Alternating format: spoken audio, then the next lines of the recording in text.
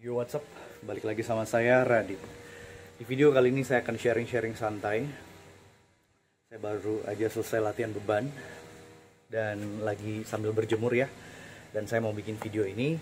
Ini adalah video tentang tips bagaimana caranya meningkatkan rasa percaya diri ya. Teman-teman, seringkali ada dua kesalahan umum yang seringkali dilakukan oleh siapapun ketika ingin membangun rasa percaya diri, ketika ingin meningkatkan rasa percaya diri ya. Kesalahan yang pertama adalah hanya berusaha mengubah mindset ya. Siapa di antara kamu yang ingin menjadi lebih percaya diri, and then kamu berusaha mencari tips, cara, strategi untuk menjadi lebih percaya diri, and then kamu melakukan afirmasi ya, kamu melakukan self talk, kamu melakukan self hypnosis, bahkan kamu melakukan EFT tapping seperti yang ada di video-video saya. Pernah ya? Pernah nggak? Kemungkinan besar kamu pernah gitu. Kamu berusaha mengubah mindset kamu tahu bahwa kunci untuk meningkatkan rasa percaya diri itu ada di mindset kamu. Nah,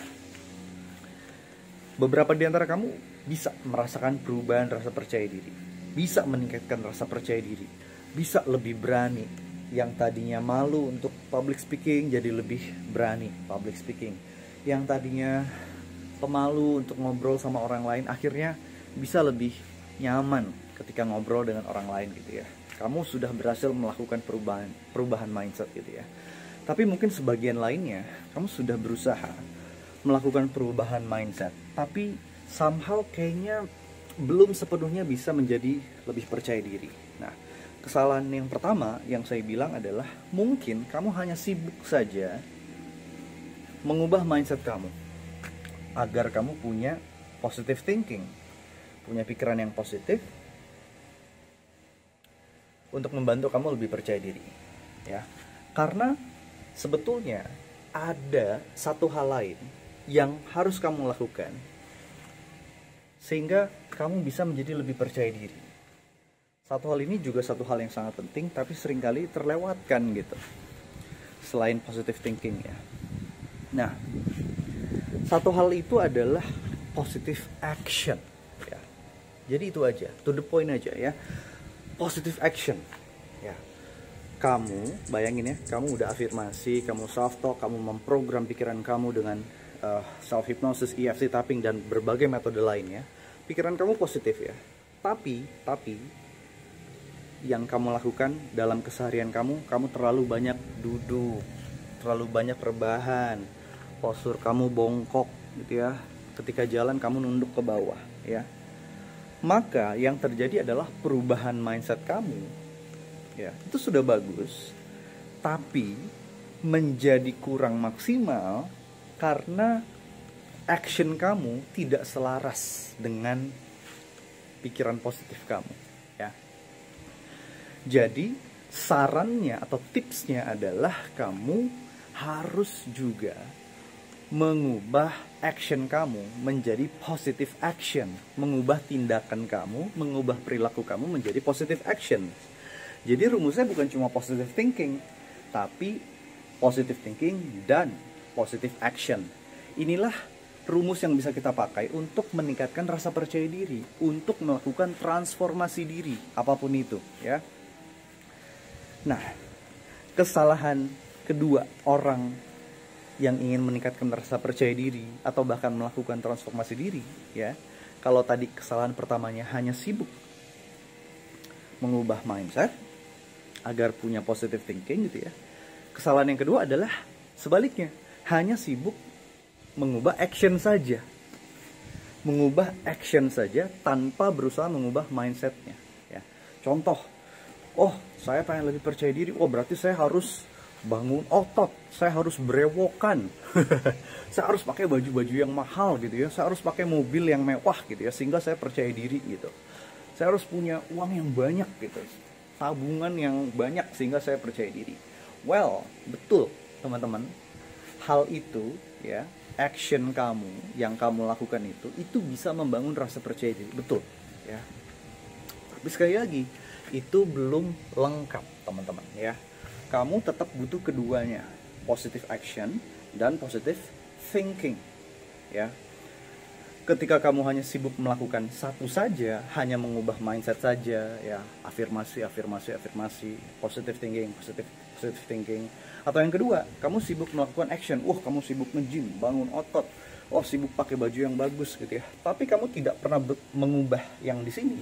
Kamu tidak benar-benar mengubah mindset kamu, pasti hasilnya tidak maksimal. Ya. Jadi, kalau kamu ingin menjadi lebih percaya diri, kamu ingin melakukan transformasi diri, apapun itu, buat kamu yang mungkin karyawan, kamu ingin lebih pede dalam menyampaikan ide kepada atasan, kamu ingin menjadi lebih percaya diri saat presentasi di kantor, atau mungkin kamu yang entrepreneur, kamu pengen bisa lebih percaya diri dalam menjalankan bisnis kamu, membuat konten, melakukan segala aktivitas bisnis kamu gitu ya. Kamu harus melakukan kedua hal tersebut ya. Kamu ubah mindset kamu sehingga kamu punya positive thinking, dan kamu juga harus mengubah action kamu sehingga kamu punya positive action. Inilah yang seringkali disebut sebagai inner game dan outer game. Inner game ini adalah sebuah permainan di dalam diri kita, dalam mindset kita maksudnya ya. Outer game adalah game yang kita mainkan di action kita, di perilaku kita, ya, di tindakan kita, ya. Jadi kita butuh keduanya, ya. Saya sendiri teman-teman, ya. Ketika saya melakukan perubahan mindset, saya memprogram pikiran saya gitu ya. Saya merasa feel good, tapi ada momen di mana saya banyak duduk di ruangan di rumah gitu ya, banyak bersender, rebahan gitu ya. Apa yang terjadi? Rasanya stuck teman-teman ya. Pikiran sudah positif, sudah siap untuk action, untuk punya rencana A, B, C, D, tapi ketika action saya tidak selaras dengan apa yang sudah saya pikirkan ya. Saya punya positive thinking, tapi positive actionnya tidak ada atau tidak selaras, maka itu menghambat diri saya ya. Jadi kita butuh keduanya teman-teman ya.